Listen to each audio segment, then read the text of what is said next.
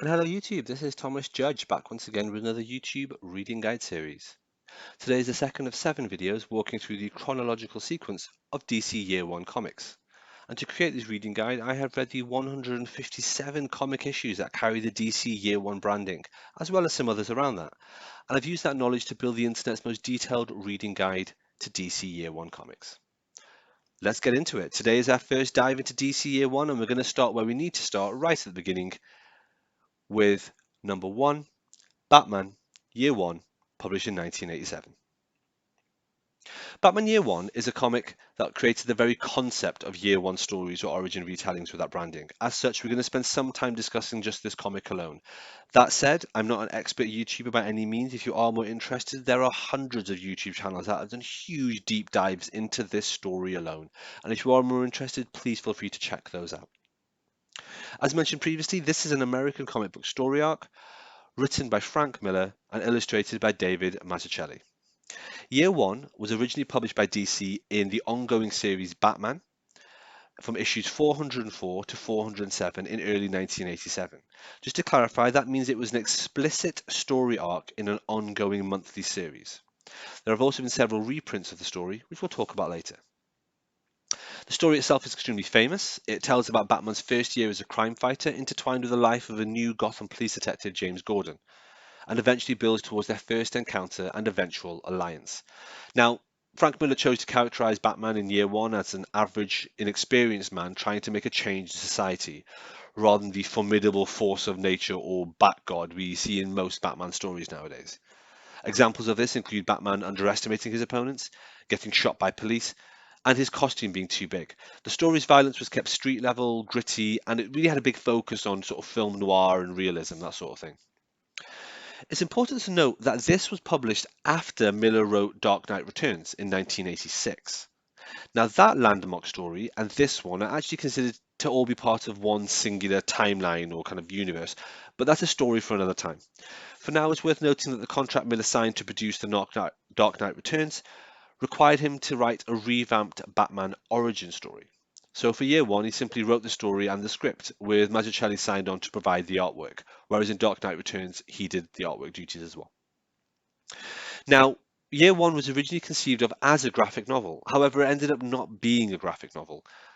In case you're confused, there is a vocabulary of comics explanation video in the link below if you need. That's from my channel as well. So instead of being a graphic novel, it was instead published as an explicit story arc in the ongoing Batman series. The 4 issues are Chapter 1, which is Batman 404, called Who I Am, How I Came to Be. Batman 405 is the second chapter, called War is Declared. Batman 406 is the third chapter, called Black Dawn. And Batman 407 is the final chapter, called Friend in Need. Now, as the intention was to originally publish this as a single graphic novel, not 4 serialized installments, the art was intentionally done to take advantage of the paper that was going to be used at the time. What this meant that the way this eventually got collected in glossy hardcovers and the way it was originally printed on the sort of rougher newsprint style paper has led to quite a lot of problems and problematic issues with collecting and colouring the comic. For example, in colouring the 1988 trade paperback, the colorist had to use a different colour palette in order to match the visual quality of the paper that was originally printed on. DC then released a hardcover and a paperback deluxe edition of Year 1 to coincide with the release of the Christopher Nolan movie Batman Begins in 2005. This release includes introductions by Miller and Mazzucchelli, the original penciled artwork, promotional and unseen Batman art, and a bunch of extras.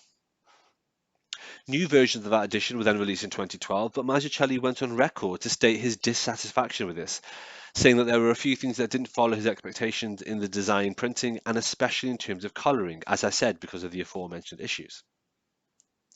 As a result, to try to get around this, in 2016 DC released an absolute edition of Batman Year 1. This edition comes in a slipcase with 2 hardcover books inside it. Book 1 features a whole new scanning from the original sketches by Mazzucchelli and remastered colouring, while Book 2 features scans using pages from the original Year 1 comic books that were released back in 1987. As far as I'm concerned, this isn't really worth it as an absolute edition, but that's a story for another day. In 2017, a deluxe edition was released with the same paper quality and colouring as the absolute edition Book 1, so the first one of those. It's worth noting that ever since the New 52, which establishes the event Zero Year as being the origin of Batman, this story is no longer in continuity. Instead, it forms part of what I like to call the Millerverse, which are the various DC comics that Frank Miller has written with the intent that they all form one shared universe. If anyone is interested in a video from me on the Millerverse, do shout in the comments below. If anyone's interested in understanding the DC New 52, I have a comprehensive 31 video guide to that on my channel as well. The link to the playlist is in the description. Finally, before we move on, I should just mention that in 2011, DC did release an animated adaptation of the story. It was produced by Bruce Timm, the Batman animated series guy. I haven't seen it, but I've heard good things. Now, since the publication of Batman Year One, several other stories continued as plot threads directly, which is why we're now going to move into Story 2, which is Batman Year 2, published later on in 1987. Batman Year 2 is the title of a four-part 1987 comic story arc written by Mike Barr, not Frank Miller. It was illustrated by Alan Davis, although he only illustrated issue 1 and then Todd McFarlane did issues 2, 3 and 4 after Davis quit for various complicated reasons. So this was published in Detective Comics, issues 575 to 578. As such, we have to keep in mind it is an explicit story arc set within an ongoing series. Now, this story introduces the Reaper, who is rubbish, basically, and has some very unrealistic stuff in it, Batman using guns, and also generally a huge tonal shift, totally from Batman Year 1. If you go into this expecting it to be like Batman Year 1, brace yourself, it completely isn't. The four key issues here is Detective Comics 575, which is called Fear the Reaper. The second installment is issue 576, which is called Deal with the Devil.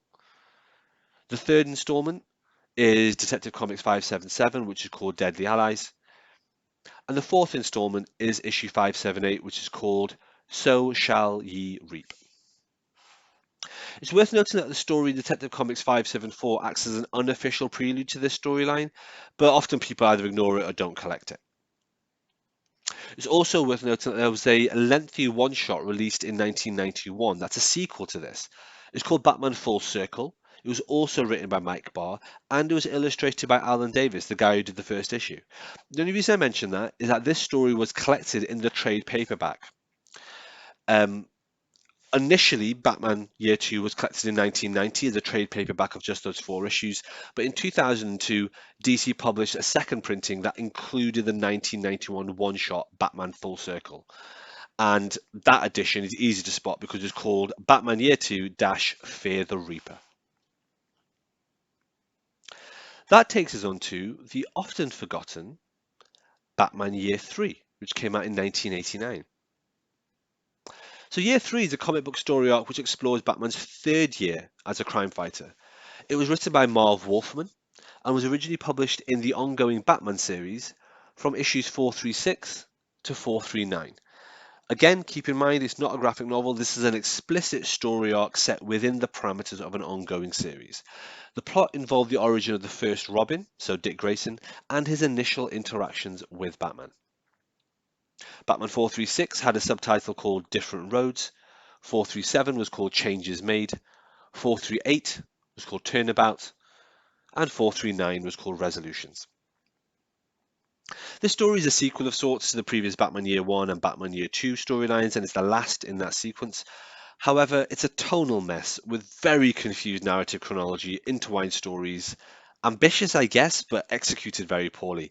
As such, it kind of makes sense to me that unlike the others, Batman Year 3 was never actually collected in a standalone trade paperback, although I do believe it can be found as part of the Batman Caped Crusader series of trade paperbacks. I think it's in volume 2, but if anyone knows for certain, shout out in the comments below.